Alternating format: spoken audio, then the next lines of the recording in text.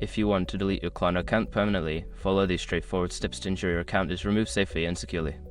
Step 1. Log into your account. Visit the Klarna website or open the Klarna app and log in using your credentials. Make sure you have access to the account you wish to delete. Step 2. Access account settings. Once logged in, navigate to the account settings section. This is typically found in the menu or profile area of the app or website.